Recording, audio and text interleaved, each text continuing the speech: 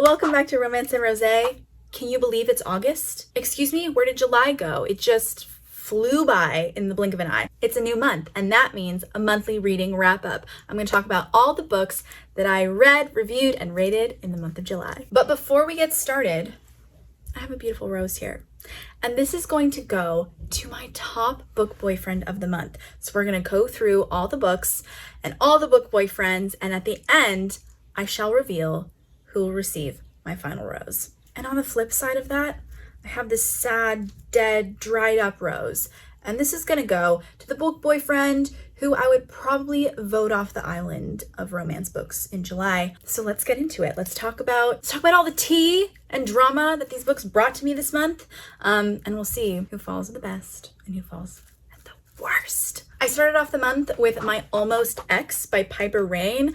This was a marriage in trouble, second chance, amnesia trope type romance. And although the themes were very promising and the narration was really good, at the end of it, I felt like I was kind of bored. My friend Sarah would flame me for it because this was like the book that got her out of the slump. I read it because she raved about it in our group chat for days and days and days. And for me, it just felt kind of meh. Personally, I still enjoyed it enough to finish it, but I did only give it 3 stars. Next was After the Fall by Gianna Darling. I have been slowly making my way through the delicious Fallen Men MC series. I gave this a 4.5 star and I did a full review for it over here on my YouTube page. King Garo is all about loyalty, love, and poetry. He just hits right, okay? I loved him. I loved his book. Do I like his father more? Yeah.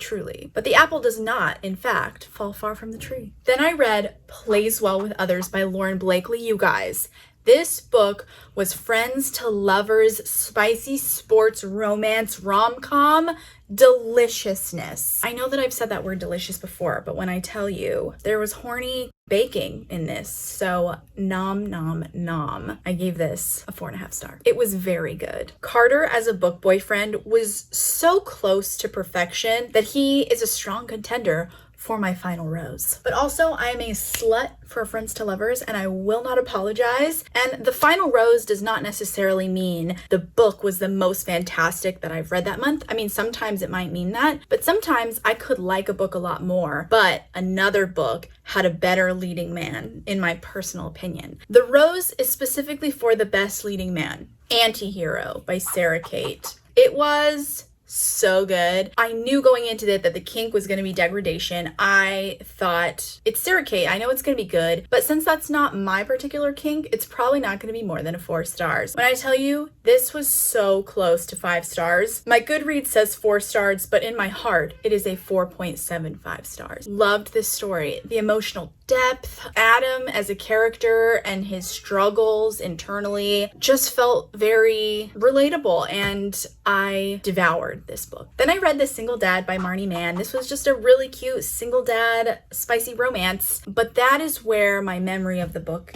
ends. I gave it a 3.5 star. I waited too long to review it and book amnesia set in hard. So I couldn't even sit down and tell you much about what happened. If I really thought about it, I could be like, I think this happened and I think this happened. But I just know I enjoyed it enough to finish it, but I forgot about it pretty quickly. Then my girl Jessica Cain came out with a new spicy novella, Blast from the Past. And when I tell you, as much as I love Jessica Cain, this was not my favorite novella by her. They usually just like titillate me to my core, and this one kind of had me rolling my eyes a lot. So I gave it 3 stars. If you are unfamiliar with Jessica Cain, all of her spicy novellas are crazy, over the top, ridiculous, straight to the spice, alpha a-holes, like almost always the girl's a virgin and he is obsessed with her. They're just crazy plots and sometimes no plots. It's just about the spice, but they are a guilty pleasure of mine and I enjoy them without apologizing. This one definitely wasn't my favorite, but it was still only like 75 pages. Not too much skin off my back. Then I listened to Obedience by Liza Snow. This one caught me by surprise, you guys. I went in almost blind. I received this as an audiobook from Audible, and just enjoyed it. It was like a circusy, spicy, shibari, age gap, incredibly performed audiobook. But it did leave me on a cliffhanger, which I did not appreciate, but I still gave it 4 stars. Then I moved on to the next book in the Fallen Men MC series, Inked in Lies. Nova Booth. Tatted, tortured, older, controlling foster brother. He is a contender for the final rose. 4.5 stars. Cruel Summer by Morgan Elizabeth, a Mean Girls inspired age gap spicy rom-com. Zachary, he was also perfect. The Aperol spritz, love notes on the coffee cups.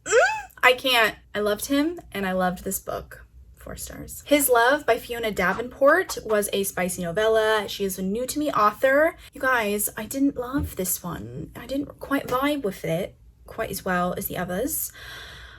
I don't know what it was. Well, actually I do know. I am a connoisseur, I would say, of the spicy novella. I don't mind if there's minimal plot, the spice is over the top, the heroes are a little bit psycho. That's fine. I don't even know what it is. Sometimes I read it and even though it's crazy, it comes across pretty tasteful, and sometimes it doesn't come across that way. And I wouldn't say that this was, you know, blatantly distasteful. It just, I don't know, maybe didn't hit me the right way. It is age gap. I don't think I did a review for it. Let's just say maybe 2.75 stars. The one thing that did save that book is that I have a breeding kink, okay? And it met that criteria.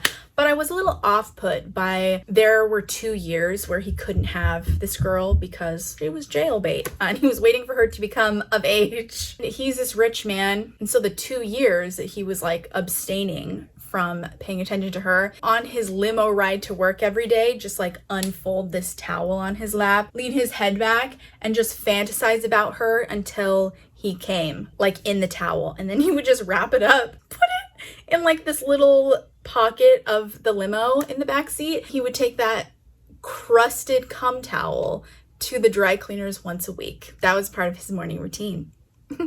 I'm not gonna say that I haven't read crazier, because I have. That was kind of ick, okay?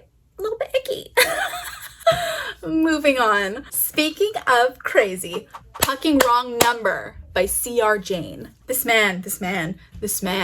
When I tell you, he was insane in the membrane. And it's kind of one of those things where I can't decide if he was like so perfectly crazy because his obsession with her was all about just treating her like a princess and just protecting her and always knowing where she was. He was psycho and controlling and like creepy at the same time. So it's like love of my life, restraining order. I don't know. I have conflicting feelings. Obviously, real world, go to jail. He would get the Rose of Death 100%. In the fictional world, I Love You. That book was a wild ride and I ate it up. I give it 4 stars. Those are all the books that I read in the month of July. So let's get into the rose ceremony. Let's start with the book boyfriend breakup rose because I want to end on a high note, okay? It is between His Love and Blast from the Past. So it's between Dirty Limousine Cum Rag or After I Make You Come, Get in the Kitchen and Make Me a Sandwich. Who will it be? After careful thought and deliberation, the book boyfriend breakup rose is going to go to